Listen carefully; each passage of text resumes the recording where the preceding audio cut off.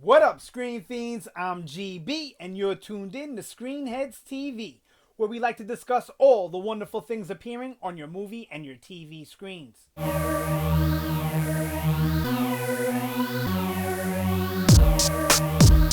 this video, I'm going to give my review of Fast and the Furious 8, The Fate of the Furious. This will be a non-spoiler review. I'm going to do my best to not tell you pretty much, anything that happens in the movie. I like to go in fresh when I see a movie, so I try my best to not spoil it for other people. I just want to give you my opinion and let you know whether or not I think you should go and see this. Okay, now I'm a big fan of the Fast and the Furious movies. My least favorite ones have to be Tokyo Drift and probably, I don't know, part 4, Fast and Furious. I liked 1 and 2. A lot of people are hard on those movies. I don't know why. I really thought 1 was a really good movie. And 2, to me, was a solid, buddy cop kind of movie. I enjoyed them. Alright, so this one, we're back on big scale. So coming off of Fast and Furious 5, 6, and 7, which were all got bigger in scale in each one. This one overdoes those. So this one is completely over the top when it comes to the action. Now, I like this movie as a whole. It fits in the franchise pretty good. I understand what they're trying to do, but I think it's the wrong choice to keep going bigger. There's many times in this movie where the action feels so over the top that it belongs in a superhero movie, somebody with powers.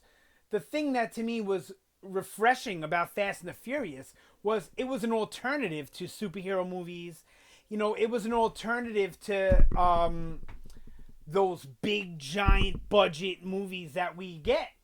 And it turned into one of those big giant movies, and now it's turning into one of those superhero movies. So it's not something I can look at as, okay, I love superhero movie films and all that, but it was nice. It was a refreshing break from that, but now it feels like it's going to fall into that category. You know what I mean? Like it was a refreshing break from the big, huge, millions of dollar blockbuster, and then it fell into that. And now, which wasn't really a problem because it worked in the flow of the story and the way things were going. It worked for it to get bigger there. But now we're coming into 8, 9, and 10, and I feel like you can't really get too much bigger than they've gone without it turning into a superhero film or feeling ridiculous. And that proves true for Fast and Furious 8, where I'm sorry, but I enjoy the action of most of the other films. 7, not so much. I love all the Jason Statham stuff. And what's the other guy? Donnie Yen? Or is that not Donnie Yen? Maybe I'm confusing him with somebody else. The Asian dude that fights Paul Walker, he's ill too. And I really, really, enjoy the action for most of the films. 7 started to get to that point where I'm like, oh man, it's getting a little bit. 6 really started to get to the point where it was getting ridiculous, but it was bearable in 6. And then 7 was like, oh, they're driving cars out of buildings and all that.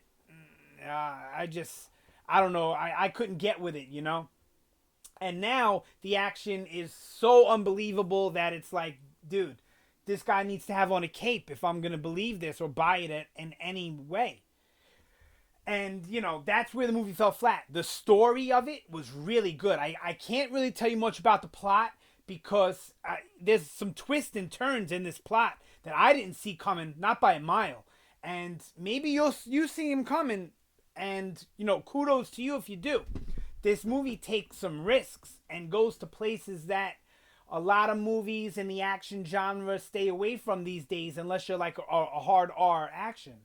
But this movie, all of the franchise takes risks. If you look at it, every movie in the Fast and the Furious franchise took a risk in some way, shape, or form. I'm not going to go through that, movie by movie in this video. Maybe I'll do another video going, showing you the risk that each movie took. But if you look at each film, they took a risk. And this one is no different. It takes big risks in character development and the way the story unfolds and in some of the things that are meant to be twisty in the movie play out. But there's a couple of them. There's more than one. Definitely more than one twist in this movie. And they're good, refreshing twists for the storyline because it makes the story not feel repetitive. It makes the story feel different. I really enjoyed the story of this movie. The characters I enjoy. The characters are always good, even though sometimes some of the really good characters feel underused. But, you know, the characters are really good. When it comes to the action, I touched on that a little bit. Well, back to the characters. Even the new characters are good. Charlize Theron, I liked. I always like her, though. She's good in almost everything she's in. And I also liked... I forget his name. It's a strange name. He's from Game of Thrones, so Game of Thrones fans will know him. He plays Tormund, the wildling. He's got a red beard, red hair, and all that. Crazy looking dude. He's in it. He's like Charlize Theron's right-hand man. He's good. You know, everyone is equally good in the movie. And some new characters I don't want to mention because they're kind of spoilers and they're kind of...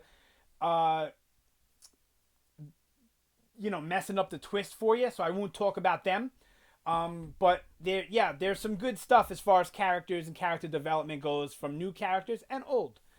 And the action, like I said, it's way too over the top in most of it. Not all of it. There's some of it that really worked for me. There was some that was really exciting and I enjoyed it. All of it was good, but it's so over the top, it's almost laughable and it's almost comic booky at times. And like I said, the fact that they're not wearing capes makes it not work. If it was a superhero film, these action scenes would be amazing. But because it's not, it's like, oh, come on already. You know, enough with this. So that's my feeling. But the action, all the most of the Jason Statham stuff, the Rock stuff is most. There's a few of those scenes with those characters that are way out there, but for the most part, their action scenes are amazing. Vin Diesel, to me, is always good. He is Dominic Toretto. Since the first Fast and the Furious, that role, to me, just fits him. He's so good at it, in my opinion. You do notice the lack of Paul Walker in the movie. Like, you miss him. There are mentions and things to call back to him in the movie. But you really do miss his character. To me, you know, if Vin Diesel was the main star in the action of it, he was the heart of it, Paul Walker. So, yep, that's pretty much it. So I liked it overall. It was a good movie. Like I said, they need to tone down the action. Going forward, I really think they'll benefit from going a little softer on the action and not making it so crazy and so over the top like they did. But all in all, it's worth it to go see it for the story. So if you're a fan of the Fast and Furious movies, you should definitely go see this. If you just like good action movies and good story, you'll get that from this. You'll get good action and good story, even though the action may be over the top. But it's definitely a good film. Check it out. Out of 5, I'm going to give it, because the action was so over the top, I'm going to give it a 3.5 out of 5. So a 3.5 out of 5. If you're a huge Fast and Furious fan and you didn't mind the way the action was in 6 and 7, and then 5, 6, and 7, then you might it may not bother you, the action, so much. You might want to give it a 4, maybe even a 4.5, because the story is very intriguing and very good, and all the performances are always on point with this franchise. So Fast and Furious 8, 3.5 out of 5. Definitely go check it out. I say it's worth a movie ticket, definitely. So that's it for this video. Thank you guys for watching, and I will see you next time.